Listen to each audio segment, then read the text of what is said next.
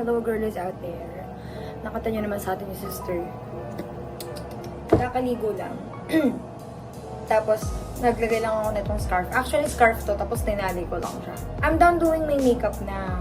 Nakalimutan ko mag-video. Hindi naman ako vlogger. Pero what if? Eto nga pala yung ginamit ko sa face ko. Guys, ang ganda nito. This is not promoted, ha? Tapos, in the shade number 5.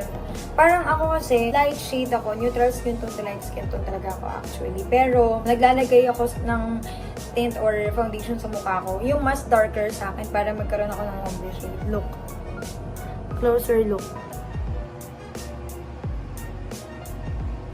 Ganyan. Napansin niyo yung mga sumpa dyan, ha?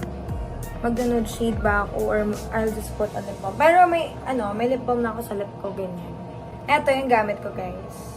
Almost a year na siya sa akin. And then, syempre, hindi ko papakita yung nito.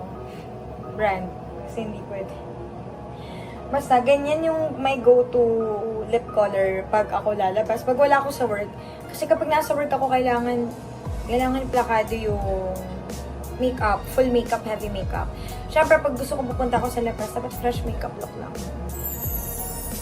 So, feeling ko mamaya pa ako matatapos. Magbumuni-muni muna ako. Or magsasakag ako dito sa kabilang pungho.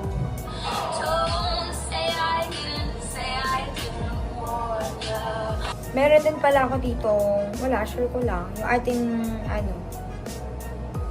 eyeshadow. I got this from Nichido.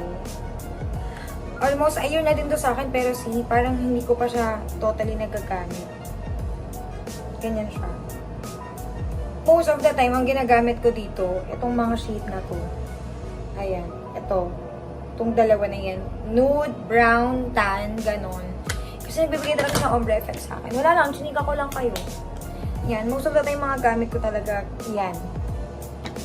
Yan. May go-to makeup. Pero, ito, bias.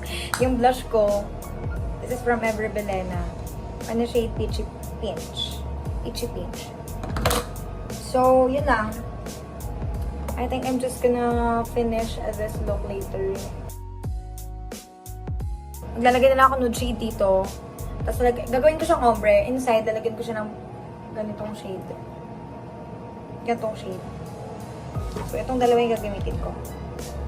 Oops, muntik na. Yan lang. Ewan ko sa'yo.